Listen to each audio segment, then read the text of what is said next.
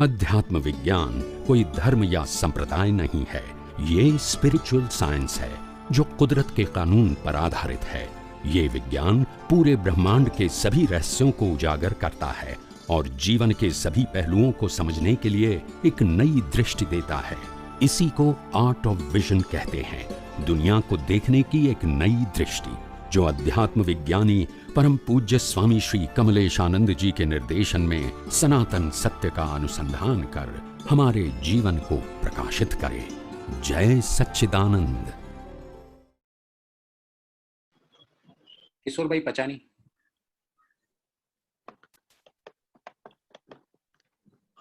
જય સચ્ચિદાનંદ સ્વામી। જય સચ્ચિદાનંદ। તમે મારો ક્વેશ્ચન હમણાં જયેશભાઈ અનુસંધાનમાં છે। હવે આપણે જે કર્મ બંધાય છે એમાં તો શરૂઆતમાં તો માણસ નિગોદથી તે પંચેન્દ્રિય સુધીમાં આવે છે, તો એ દ્રાવિડ ઉત્કાદિવાદ સિદ્ધાંત પ્રમાણે આવે છે, કુદરતી રચના પ્રમાણે આવે છે। હવે પછી આપણે જ્યારે મનુષ્યમાં આવે ત્યાર પછી જે કર્મ બુદ્ધિ આવવાથી કર્મ કોઝ અને ઇફેક્ટ ચાલુ થાય છે। તો હવે કોઝ ઇફેક્ટ દ્વારા આપણે જે કર્મ બાંધીએ છીએ, દ્રવ્ય કર્મ બનીને એ કોટેડ થઈને નેક્સ્ટ અવતારમાં ફળરૂપે આવે છે, તો કર્મ તો બંધાય છે ત્યારે એ આખું કોઝલ બોડી સાથે જાય છે, બરાબર છે? કોઝલ બોડી અને ડેવલપમેન્ટ સાથે જાય છે। હવે એમાં જ્ઞાન દર્શન એમાં સાથે હોય છે, એમ? કારણ કે તમે કહો કુદરત કશું જ્ઞાન દર્શન આપતી નથી, આપણે ભાવ કુદરતમાં મૂકી લઈએ છીએ, કુદરત સંજોગો આપે છે, તો જે સાથે જાય છે દ્રવ્ય કર્મ સાથે આપણું કોટેડ થઈને, તો એમાં એ કઈ રીતે કુદરતનો ભાગ ભજવે? કારણ કે આપણે સાથે લઈને જઈએ છીએ, તમે કોઈ કુદરત આપતી નથી, તો પછી સમજાવું જ્યારે કર્મ બંધાય છે ને ત્યારે પાંચે પાંચ તત્વો એમાં સામેલ થઈ જાય છે કોઝ વખતે, અને આત્માની હાજરીનો પાવર સામેલ થઈ ગયા છે, એટલે કર્મ ચાર્જ થઈ ગયો। ટૂંકમાં 6 તત્વોનું શક્તિ ત્યાં આગળ છે ચાર્જમાં છે। એ જ શક્તિ રૂપકમાં આવે ત્યારે ડિસ્ચાર્જમાં ફિઝિકલ ફોર્મમાં આવે છે।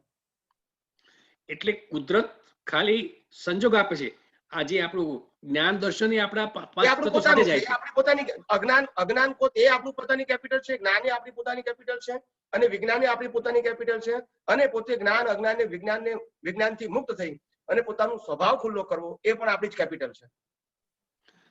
તો એનો અર્થ એવો થયો કે આપણા આત્મામાં વસ્તુ પડેલી રહી છે, પ્રતિષ્ઠાત્માને તો મિશ્ર પછી ક્રિએટ થયો છે, મનુષ્યમાં આવ્યા પછી પ્રતિષ્ઠાત્મા બને છે, બરાબર છે? કારણ કે મનુષ્યમાં આયા ત્યારથી તો દરેક વસ્તુને પ્રાપ્ત કરવાની ઈચ્છા થાય છે, મલ્ટિપલ પ્રાપ્ત કરવાની ઈચ્છા થાય છે, મેક્સિમમ પ્રાપ્ત કરવાની ઈચ્છા થાય છે, એનાથી તો અનંત સુખની ખોજ ઉત્પન્ન થાય છે। એકેન્દ્રિય પંચેન્દ્રિયમાં તો આવું છે જ નહીં। એકેન્દ્રિયમાં તો હવારે ખાવા મળ્યું હોય તો આજે મળે કે નહીં એનો વિચાર નથી કરવાનો, અને મનુષ્યમાં તો આપણે હાથ ભાવનો વિચાર કરી શકીએ છીએ। મનુષ્ય વાત કે છે કે મારે અનંત સુખ જોઈએ છે, એકેન્દ્રિય પંચેન્દ્રિયમાં તો કોઈ બોલતું નથી કે મારે અનંત સુખ જોઈએ છે, બરાબર છે? અહીંયા બધું બુદ્ધિ મળે છે ત્યારે તો બધું ઇનફાઇનાઇટ નો વિચાર કરે છે, એટલે તમારી પાસે બુદ્ધિ મળી એટલે રેન્જ અનલિમિટેડ થઈ, એમાંથી કેટલી એનકેસ કરો છો એ તમારા ઇન્ડિવિડ્યુઅલ ડેવલપમેન્ટ ઉપર આધાર રાખે છે। કુદરતે તમને અનલિમિટેડ રેન્જ આપી દીધી મનુષ્યમાં, પણ એ ઓપન થાય છે ગ્રેજ્યુઅલી, બીકોઝ તમારી જે બુદ્ધિ છે જેમ મેચ્યોર થાય એમ તમારી રેન્જ વધતી જાય છે। પહેલા અજ્ઞાનની રેન્જ વધે છે, પછી જ્ઞાનની રેન્જ વધે, અને પછી વિજ્ઞાનની રેન્જ વધે। એટલે આપણા જે ભાવ કુદરતમાં જાય છે, આપણા ડેવલપમેન્ટ સાથે લઈને જાય છે, તો કુદરતમાં ભાવ જતા નથી, એનો અર્થ એવો થાય ને આપણા ભાવ જાય ને રિઝલ્ટ એને આપવાનું છે ને। ભાવ આપણે કરીએ છીએ, એક વસ્તુ છે એક્ઝામ આપણે આપીએ છીએ, પણ પછી એક્ઝામ નું પેપર તો ટીચર પાસે જાય તો જ રિઝલ્ટ મળે ને। હા, તો પછી આપણે સાથે કેરી કરીને જઈએ છીએ કોઝલ બોડી સાથે, તો એનો મિનિંગ શું? હા, એ કહું એ કોઝલ બોડી સાથે લઈ જઈએ છીએ, એ તો આપણું પેપર છે। હવે ધીમે ધીમે કુદરત એને રિઝલ્ટ આપે છે। ઓકે, ધેટ મીન્સ કે આપણું પેપર તપાસે છે ત્યાર પછી અવસ્થા આપીને ધેટ્સ ઇટ। ઓકે, પહેલું તમારું લાઈફ પહેલું ડિસિઝન લીધું કે તમને લાઈફ ક્યાં આપવું, અને ત્યાર પછી સંજોગો કેવા આપા તમારા ઘરમાં એ નક્કી કરે છે, અને શ્વાસ બંધ ક્યારે કરવો એ પણ કુદરત નક્કી કરે છે। આ આખું પેકેજ નક્કી થઈ જાય છે અને પછી રિઝલ્ટ રૂપે શરૂ થાય છે। બરાબર। હવે સ્વામી આપણે આ બધા જે ચાર યુગ છે, કુદરતને તમારા કર્મો જે છે એનું એ એકાઉન્ટ નંબર રાખતા હોય, તમારા કર્મો ના રાખે, કર્મો તમારી પાસે એકાઉન્ટ નંબર, એક દાખલો, આ તો સ્થૂળ દાખલો આપું છું, હા બરાબર છે, 1,55,555 નંબર નો આ માણસ એનો એકાઉન્ટ છે, અને એકાઉન્ટ આપણે ફળ આપવાનું છે, બસ। બરાબર. એમાં જે સ્ટોક છે કર્મનું એનું આપણે રિઝલ્ટ આપવાનું છે, બસ. ખ્યાલ આવી ગયો? તો હવે સ્વામી આપણે આ જે ચાર યુગ છે, સતયુગ, ત્રેતાયુગ, દ્વાપર યુગ ને કળયુગ, તો એ યુગોમાં આયુષ બધાનું અલગ અલગ હોય છે. હવે કર્મ તો આપણે આ જે બાંધતા હોય પ્રમાણે દરેક અત્યારે કળયુગમાં બાંધ્યા કર્મ એ પાછા કળયુગમાં ઉકળશે, આપ સમજો ને. તો આ દરેકમાં કળયુગમાં 100 વર્ષનું, પછી દ્વાપરમાં 1000 વર્ષનું, ત્રેતાયુગમાં 10,000 વર્ષનું અને સતયુગમાં 1,00,000 વર્ષનું આયુષ. તો આયુષ આ બધા દરેકમાં એના ભોગવા માટે એટલું વધારે જોતું છે આયુષ? હા, એટલે સમજાવું તમને. હંમેશા પહેલી મેં આજે સવારે એ વાત સમજાવવાનો પ્રયત્ન કર્યો હતો કે આયુષ કર્મ અને બ્રીધિંગ એ બંને વસ્તુ જુદી છે. આજ સવારે જ મેં કીધું. હા, બરાબર. પણ આ તો આપણે કર્મ એટલે એ સમજાવું. એટલે તમે અહીંયા આગળ એક શ્વાસ લો અને મહાવિદ્ય ક્ષેત્રમાં એક વ્યક્તિ એક શ્વાસ લે, તો તમારો શ્વાસ અને એનો શ્વાસ, એમાં તમારા 1000 શ્વાસ ભેગા કરો તો એનો એક શ્વાસ ના થાય.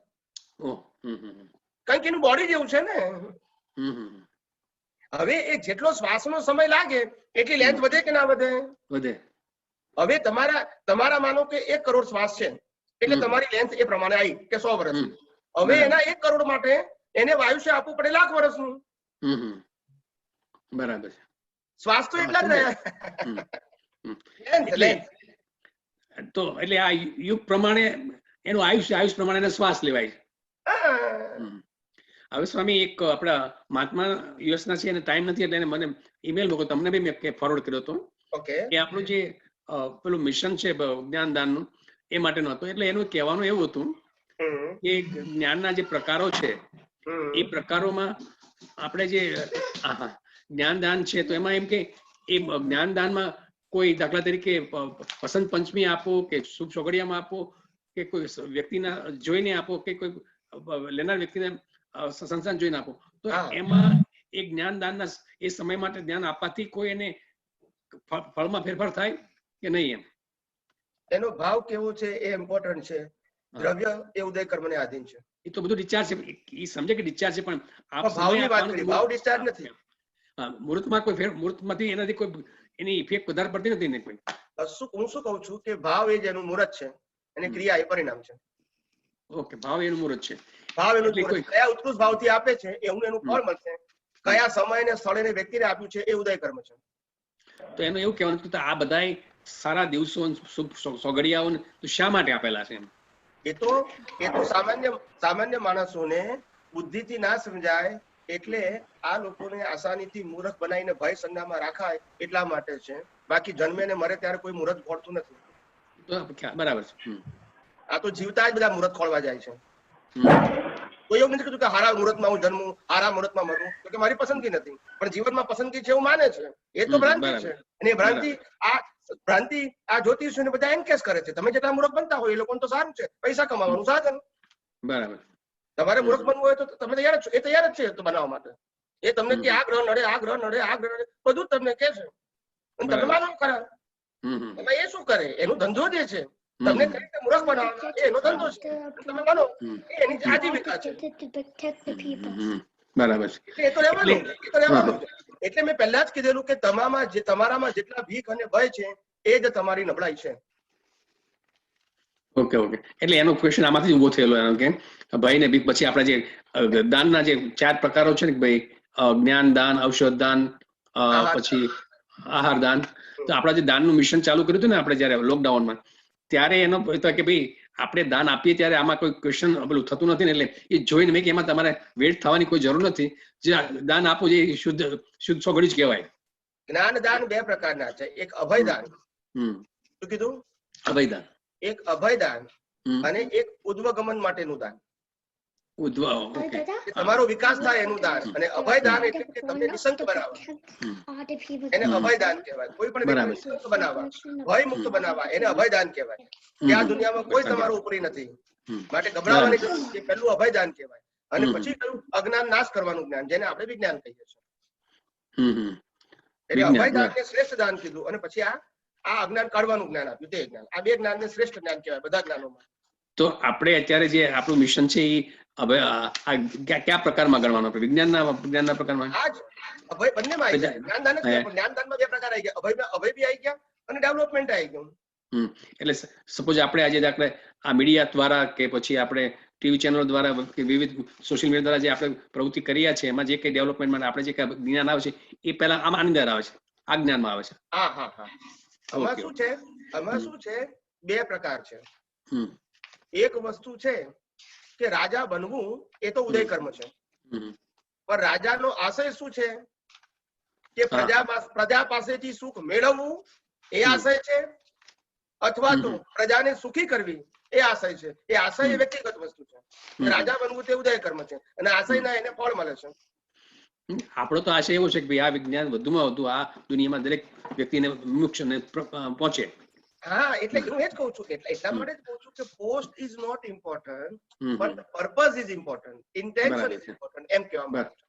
મારો કહેવાનો મતલબ એમ એક જ પોસ્ટ ઉપર અનેક વ્યક્તિ હોય પણ ઇન્ટેન્શન મહત્વનું છે, પોસ્ટ નથી, એમ કહેવા માંગુ છું. બરાબર, ઓકે. કારણ કે આ દુનિયામાં ઘણા લોકો જ્ઞાની કહી શકતા હોય, ના થોડી કહેવાય. બરાબર. હા, પણ આપણે આશય જોઈ લેવાનો કે આશય એને પોતે સમૃદ્ધ થવા માટે કરે છે કે બીજા લોકોને સમર્થ કરવા માટે પોતે જ્ઞાન દર્શન વાપરે છે. That is the most important thing. બરાબર. પોતે સમૃદ્ધ થવા માંગતા હોય તો જાણવું કે આ ધાર્મિક જ્ઞાન છે. કયું જ્ઞાન છે? બરાબર. ધાર્મિક જ્ઞાન, જેમાં ભવ્ય સંસ્થાઓ બનાવી, ભવ્ય મંદિરો બનાવવા, લાખો સંખ્યા ભેગી કરવી, પ્રસંગો ઉજવવા, આ બધું ધાર્મિક અને સામાજિક જ્ઞાન છે.